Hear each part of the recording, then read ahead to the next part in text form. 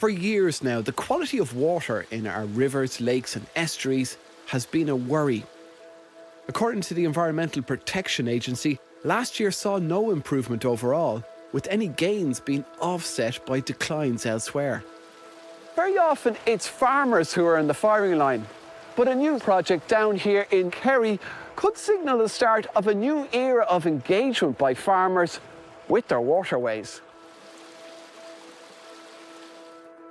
William Dennehy is one of 45 farmers taking part in this project in the Castle Island catchment area. As part of the scheme, he's undertaken a number of measures on his farm aimed at reducing the risk of water pollution from sources such as slurry spreading and runoff water from his farmyard. So William, this is one of your pet projects? This is the pet project of 24, this willow bed. And what it's actually doing is the surface water off the farmyard is pumped down into this willow bed here. And you've kind of blocked off, you've kind of created a pond here. All I'm doing is created a pond, and during the winter when it fills up, I just leave the water come into it, and the willows take the nutrients out of the water. And you've brought me down here armed with a spade, so I presume you have a job for me, have you? I'm going to put you planting. Great, OK, let's go to it. We'll go here because it's shallow. The nutrients William is referring to, phosphorus and nitrogen, which are used by farmers to help grow their crops and usually spread as slurry or artificial fertiliser. But if these nutrients get into waterways, they can cause the growth of harmful algae, as well as killing fish and other aquatic life. Last year, the local Authority Waters Programme, or LAWPRO, together with Dairy Industry Ireland and Teagasc, secured €60 million of funding for a European Innovation Partnership project. This pilot programme here in the Castle Island catchment came about when Kerry agribusiness approached their milk suppliers to take part. What kind of buy-in have you had? So we've had very good buy-in so far. Like in the Castle Island project now, like we've had 90% uptake by our farmers, you know, our milk suppliers. So like that's phenomenal really. Like it just shows that they know that water's under pressure and they're coming on the journey with us like. Using highly detailed, multi-layered catchment area maps, high-risk locations on farmland can be identified, allowing farmers to implement measures to reduce that risk. You can zoom into a particular farm and you can identify where the pressures are from that farm to water. So William's farm is here, and this is the pollution impact potential. So what we have here, we've a high-risk area for phosphorus loss. Is that where this dark blue zone is it? Yeah, exactly, yeah. So we have a slope in that field. If William has to apply slurry or fertiliser in that field, potentially when you get rainfall, the water basically and the nutrients could potentially flow down that field into a critical source area. Dr. Mairead Shore is a hydrochemist with LAWPRO. Today she's doing what's known as a kick sample here on the River Flesk.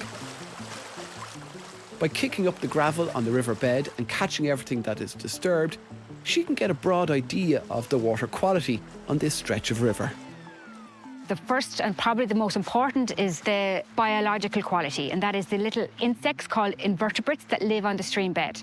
Some of these are very sensitive to pollution, and these are the larvae of mayflies and stoneflies and caddisflies.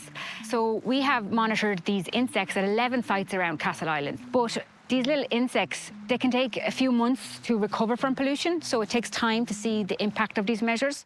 So we also decided to look at the diatoms. So these are a microalgae, and they respond very quickly to changes in phosphorus. So they're our early detection system. An auto-sampler has also been used over a 6-month period to gather data about the water chemistry, showing the levels of phosphorus and nitrogen present.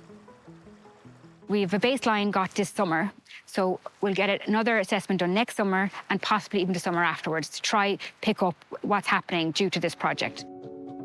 Every farmer in this project is carrying out specifically tailored measures based on the mapping and surveys of their own farm.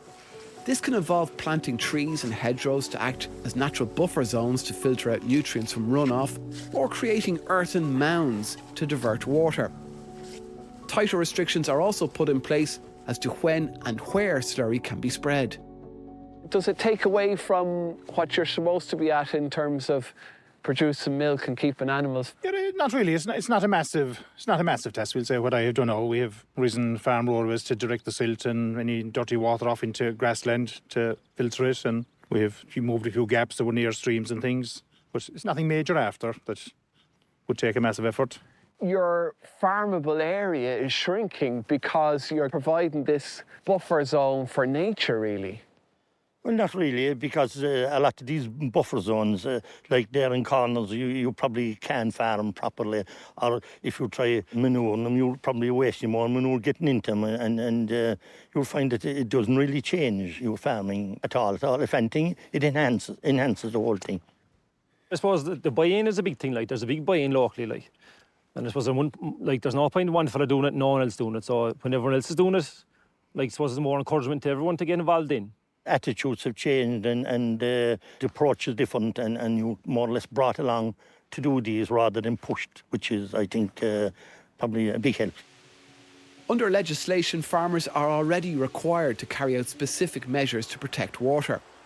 This scheme contains a list of 43 additional measures, almost all of which are fully funded when implemented by farmers. Up until now, there was no funding for those supplementary measures. So farmers didn't put them in. There was very poor uptake. And water quality hasn't improved in recent years. Has it disimproved? So the rivers have stabilised, and this is despite a lot of investment and a lot of initiatives. Millions have been invested in our rivers, but they're kind of stabilising. But there has been a decline in our estuaries, especially around the south, east and east coast, and that is driven mostly by nitrogen.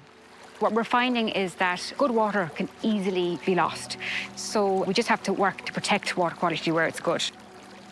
When will we expect to see results if this project is actually working? Yeah, look, I suppose once all the measures get implemented on these farms, we'll hope to be able to see the improvement in the next 12 to 18 months. We're kind of fine-tuning this now and getting it right, and as soon as we get Castle Island right, we'll be able to, I suppose, use the learnings and move on to other catchments where water quality is under pressure as well. This catchment-wide approach to improving water quality is among the first of its kind in Ireland. The hope is that this wider collaborative effort will yield results where previous efforts have fallen short. The quality of the river isn't just me, it's the many farmers up along the river. And they're obviously doing measures as well that are helping the quality of the river. It's still a farm business and you have to run it as a business. But I think you can marry the two together.